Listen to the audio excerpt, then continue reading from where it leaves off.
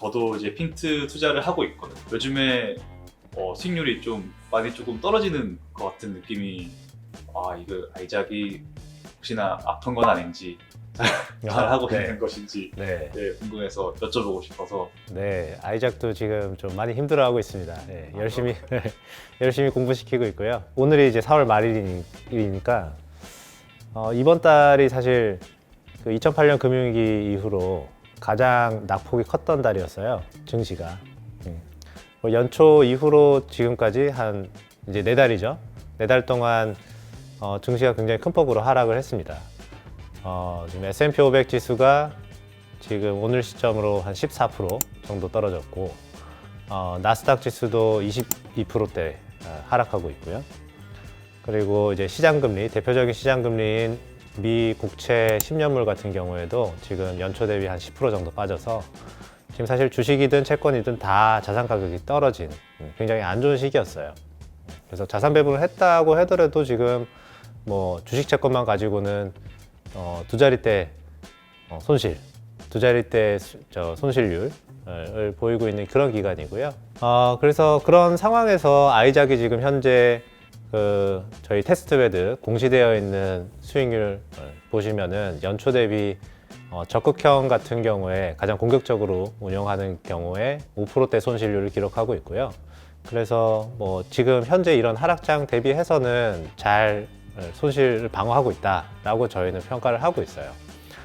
그리고 이제 달러 투자하시는 분들은 다행히 또 환율이 좀 연초 대비 좀 올라줘서 한 2%대 손실 그렇게 기록하고 계시고, 그리고 이제 운용 레벨이 좀 다를 수 있어요. 좀 보수적인 운영을 하시는 분들은 달러 투자 같은 경우에는 오히려 지금 수익 기록하시고 있는 분들이 있어요. 손실을 아예 안 보고, 물론 수익이 클 수는 없습니다. 지금 한 0.3% 정도 수익 기록하고 계신 분들도 있고, 그래서 다 전반적으로 지금 손실을 경험하고 있는 건 사실이에요. 그래서 지금 시장 환경이 좀 그렇고, 그거에 대비해서 아이작이 그래도 손실률을 좀 최소화시키고 방어적인 운용을 하면서 향후 기회를 어떻게 포착할 수 있을까, 그런 걸 열심히 좀 대응을 하고 있는 상황입니다. 테스트베드라고 하면 금융당국에서 금융위, 코스콤 이런 곳들에서 기계가 운용하는 알고리즘, 전문 인력 없이 기계가 운용하는 것들이 아주 안정성 있게 상용화 가능한가를 테스트하는 그런 플랫폼이라고 생각하시면 될 것 같고요. 그래서 이런 테스트베드 심사를 통과한 알고리즘들만이 이렇게 대고객 상용화가 가능하거든요. 그래서 그걸 통과한 알고리즘들이 운영 성과가 공시가 되고 있어요.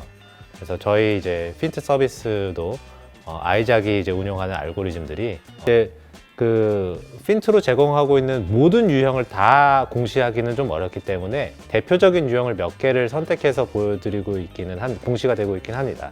그런데 대부분의 퍼포먼스가 이 공시되고 있는 유형들 사이에서 결정이 되니까요.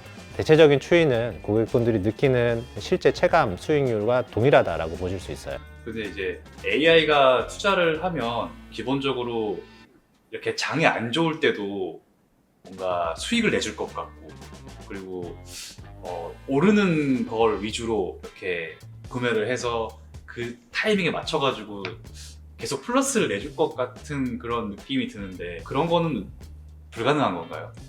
네, 사실 마이너스 없이 손실 없이 투자를 해달라 라고 하는 건 조금 무리한 기대 같아요.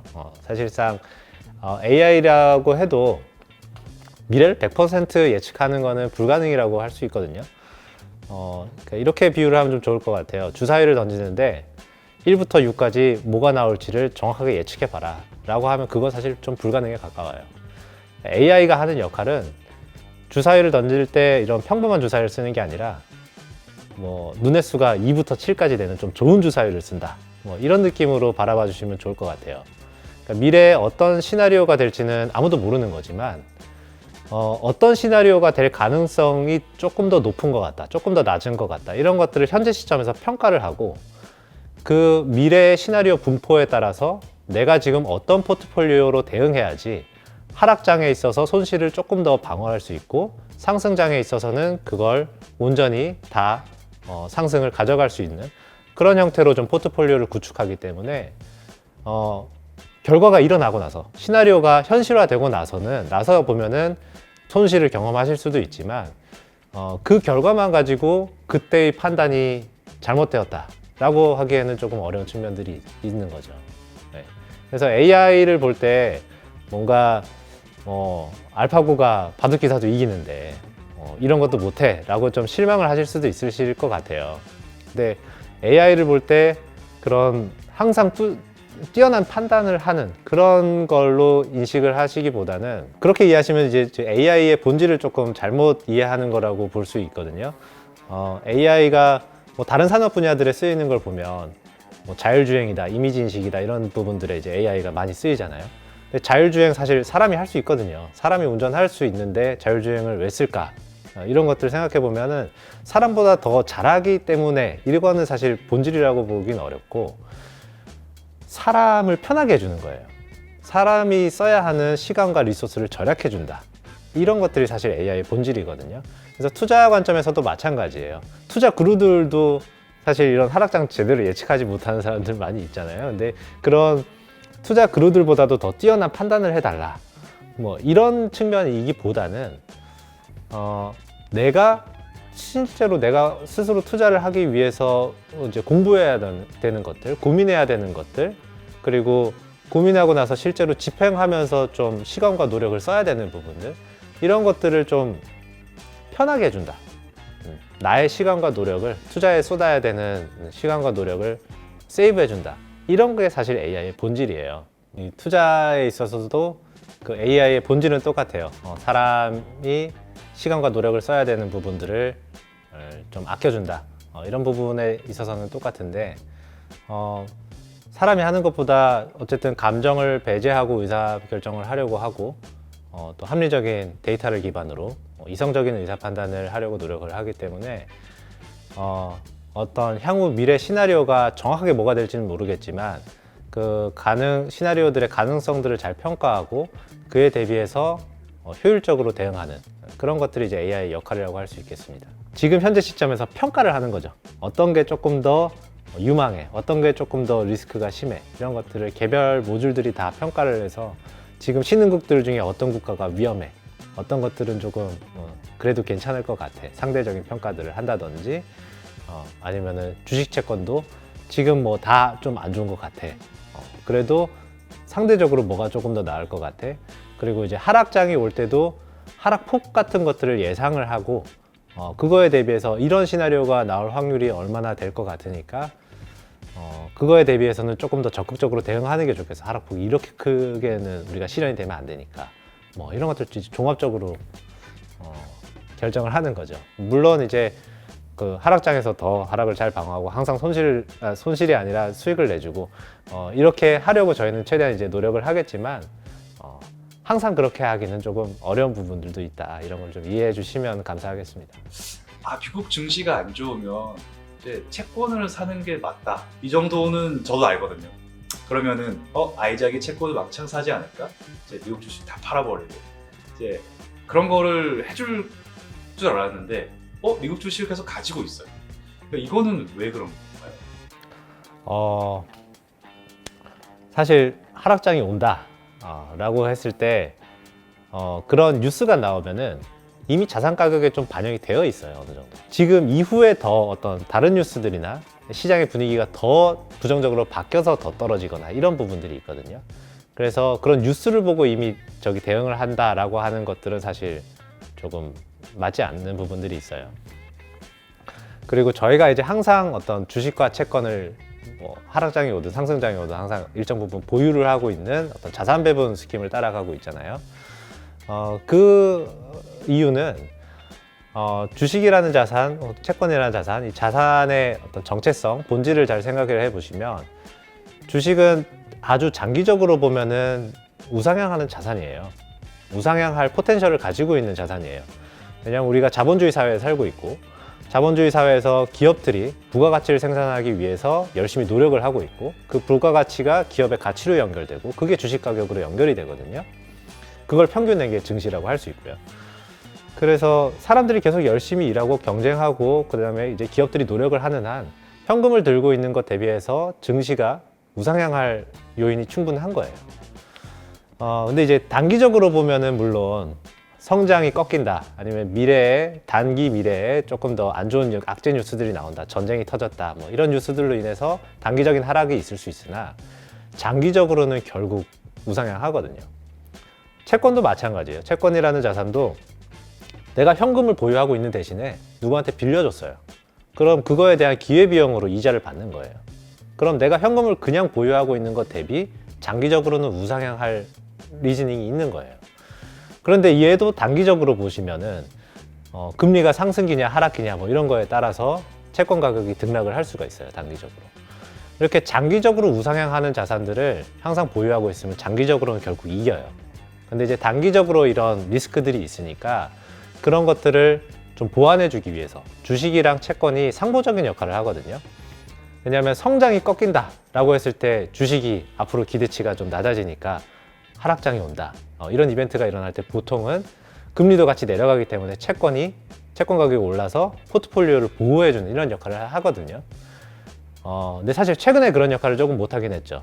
팬데믹 이후에 유동성 장세가 되면은 그런 이제 시중에 이제 현금이 많이 풀리다 보니까 다 같이 자산을 사니까 주식 가격도 오르고 채권 가격도 오르고, 지금처럼 이제 돈을 다시 이제 조인다라고 했을 때는 주식 가격도 내리고 채권 가격도 내리고 이렇게 동조화되는 시기들도 있으나, 이 처음에 말씀드렸던 이런 상보적인 관계의 메커니즘 자체가 바뀐 건 아니거든요. 그래서 얘도 좀 장기적인 관점으로 보시면 자산 배분을 하는 포텐셜이 언젠가는 이제 발휘가 된다라고 보실 수 있고요. 근데 이런 시기를 잘 맞출 수는 없냐.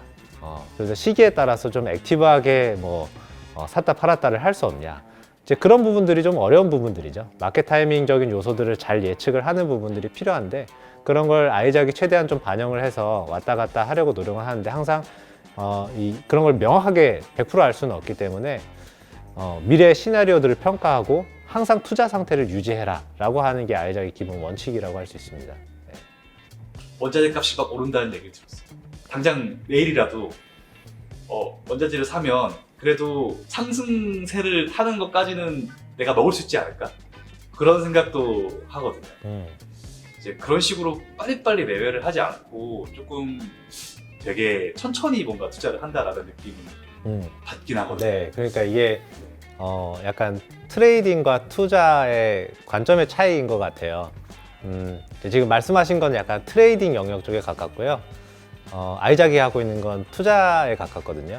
그러니까 뭐 트레이딩과 투자를 딱 뭐 칼로 나누기도 좀 어렵고, 사실 좀 그레이 에어리어가 있는데, 보통 이제 고객분들이 주식 같은 걸 개인 투자 하시면은 트레이딩 같은 형태로 매매를 하세요. 하루에 장을 보시면서 좀 많이 올랐다라고 생각될 때는 팔고, 좀 많이 떨어진다라고 생각될 때는 손절도 하고, 익절 손절하면서 하루에 몇 번씩 매매하면서 이제 그런 식으로 투자를 하시는 분들이 많은 것 같아요. 이런 건 약간 트레이딩의 관점이거든요. 그러니까 우리가 투자를 할 때 굉장히 여러 가지 요소들이 있어요. 자산 배분 어떻게 잘 할 것인가, 그리고 종목을 어떻게 잘 선택할 것인가, 그리고 어떤 마켓 타이밍적인 요소, 그런 것들을 어떻게 잘 활용할 것인가, 이런 여러 가지 측면들의 문제가 있는데, 트레이딩은 어떤 종목 선택, 내가 어떤 주변에 지인이 어떤 좋은 종목을 추천해 줬어. 그럼 이 종목 사야지 하는 종목 선택의 문제와, 지금 싼 거 같아 사자, 다 오른 거 같아 팔자, 뭐 이런 마켓 타이밍적인 요소, 그런 두 가지 요소들만 좀 고려해서 이제 매매를 하는 그런 게 이제 트레이딩의 관점이라고 볼 수 있어요. 근데 이제 투자의 관점으로 보면 장기적으로 내가 이 자산을 가지고 있다라고 이해를 하셔야 돼요. 그러니까 장기적으로 내가 이 자산을 보유하고 간다. 내가 아파트 한 채를 보유하고 있다. 그 좀 장기적으로 이제 가져갈 자산으로 생각하는 거잖아요. 투자의 관점으로 보면 우리가 이런 주식 채권 사는 것도 마찬가지로 투자의 관점으로 보시면은 장기적으로 우상향할 리즈닝이 있는 자산들이에요. 그리고 그것들을 자산 배분을 잘 해놓으면은 단기적인 리스크에 조금 잘 대응하면서 안정적으로 가져갈 수 있어요. 그래서 이걸 내가 보유하고 있는 자산 개념으로 보시면 장기적으로 우상향할 리즈닝이 얼마나 되느냐, 이런 것이 굉장히 중요한 요소거든요. 근데 이제 방금 아까 말씀하신 원자재 같은 경우에는 어떤 단기적으로 인플레이션이 오거나 수급 변동성에 따라서 이제 가격들이 등락할 수 있지만, 장기적으로 우상향할 리즈닝이 있긴 있지만 그런 게 이제 주식이나 채권이라는 자산군 대비해서는 조금 떨어지는, 상대적으로 좀 떨어지는 편이에요. 그래서 전통적인 자산 배분 철학들도 보면은 원자재 자산을 전체 자산의 뭐 10% 이상 넣어서 자산 배분하는 것들은 거의 이제 사례를 찾아보기가 어렵거든요. 그래서 물론 이제 원자재 자체의 그런 자산 배분, 전체 자산 배분으로 볼 때 효용은 분명히 존재해요. 인플레이션 기간이 있을 때 다른 자산들이 하락하는 거에 대한 해지 역할을 해주는 그런 형태로 이제 충분히 활용할 수 있는 여지들이 있지만, 얘를 아주 굉장히 높은 어떤 비율로 가져간다 라고 하는 형태의 매매는 사실은 투자의 관점으로 보기는 좀 어려운 그런 형태라고 보실 수 있죠. 그래서 물론 이제 그런 생각이 드실 수 있어요. 원자재 값이 이렇게, 원유가 이렇게 폭등하는데 왜 아이작은 원유를 안 들고 있어? 원유를 조금밖에 안 들고 있어? 이런 부분들을 생각하실 수 있으실 것 같은데, 어떤 장기적인 투자의 관점으로 보면은 좀 그렇게 좀 소극적인 대응 같아 보이는 그런 부분들이 있으실 수 있을 것 같습니다. 예, 약간 관점의 차이인 것 같아요. 그렇다고 이제 트레이딩이 막 아니고 투자만 해야 되냐, 뭐 이런 것도 아닌 것 같고요. 핀트가 그리고 있는 투자 철학은 자산에 어떤 큰 신경을 쓰지 않고 스트레스를 받지 않고 좀 계속 이제 투자 경험을 이어나갈 수 있는 그런 형태를 꿈꾸다 보니까, 트레이딩은 맨날 봐야 되고 매일 이렇게 액티브하게 매매해야 되고 하면은 계속 거기에 신경을 써야 되잖아요. 그런 관점에서 조금 부적절한 부분들이 있다라고 저희는 보고 있습니다. AI가 트레이딩을 해줄 수는 없나요? 가능하죠. 그런 저희 알고리즘 개발이나 연구들도 굉장히 많이 수행을 해왔고요. 근데 이제 이런 매스 대상으로 한 대국의 서비스를 영위하기 위해서는 어떤 형태로 엔진의 철학이 구성되는 게 좋을까라는 걸 생각을 해봤을 때는, 트레이딩은 아무래도 투자에 정말 관심이 있는 분들이 어떤 알고리즘이 좋아, 어떻게 알고리즘 트레이딩 하는 게 좋아, 이런 게 관심이 많으신데, 투자에 좀 익숙하지 않으신 분들, 근데 투자는 필수적으로 해야겠어, 이런 정말 우리가 1000만, 2000만 서비스를 그리면서 투자를 경험을 하게 해주기 위해서는 어떤 자산 배분의 형태, 그리고 장기적인 안목의 투자 관점으로 문제를 이해하는 게 좋겠다라고 생각을 했어요. 그래서 현재의 아이작이 그렇게 동작하고 있다 라는 부분을 좀 이해해 주시면 고맙겠습니다. 어쨌든 조금 장이 좋지 않다 이렇게 다들 얘기를 하시는 것 같은데, 이럴 때 그럼 다 출금을 해가지고 현금으로 가지고 있는 게 더 나을 수도 있지 않나요? 그것도 약간 비슷한 관점인 것 같아요. 트레이딩의 관점으로 볼 거냐, 투자의 관점으로 볼 거냐의 차이인 것 같은데, 저희는 이제 자산 배분의 문제가 가장 중요하다고 보고 있고, 마켓 타이밍이나 종목 선택의 문제는 이런 퍼포먼스를 좀 인핸스 시켜주는 보조적인 도구로 활용을 하려고 생각을 하고 있거든요. 근데 이 자산 배분이 메인이다 보니까, 자산 배분을 하려면 항상 이제 투자 상태를 유지하는 게 중요해요.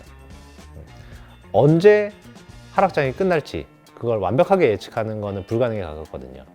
근데 항상 역사적으로 그랬듯이 상승이 크게 오는 구간은 다 하락장이 끝났을 때였어요. 하락장이 끝난 직후에 상승폭이 가장 크게 나타나는 편이거든요. 근데 그걸 하락장이라고 해서 포지션을 빼놓고 지금 상승장이 올 것이니까 바로 지금 시점에 대응해서 들어가자, 이런 것들이 사실 불가능에 가까워요. 그러니까 항상 하락장에서도 손실을 조금 최소화할 수 있으면서 상승장으로 반대로 바뀌었을 때 상승 탄력을 얻을 수 있는 그런 포트폴리오로 대응을 해놓는 그런 대응이 적절한 대응이라고 저희 보고 있는 거죠. 네. 투자하시는 분들에게 네. 고려를 하고 있는. 네. 아무래도 저희 이제 장기 투자하시는 분들은 그래도 이제 뭐 작년이나 재작년에 좀 좋은 성과들을 보셔서 조금 이 서비스가 어떤 거다라는 걸 체험하셨을 수 있을 것 같은데, 최근에 이제 하락 장세에 들어오신 분들은, 특히 이제 올해 초부터 이어지는 이런 하락 장세에 들어오신 분들은 계속해서 서비스 가입 이후 손실만 경험하고 있으실 거라 서비스에 굉장히 불만인 그런 부분들이 많으실 것 같아요. 근데 이제 좀 장기적인 안목에서 좀 길게 바라보시면은 이런 자산 배분 투자의 효과가 언젠간 좀 기대를 하실 수 있을 것 같다라는 부분들을 좀 바라봐 주시면 좋겠고요.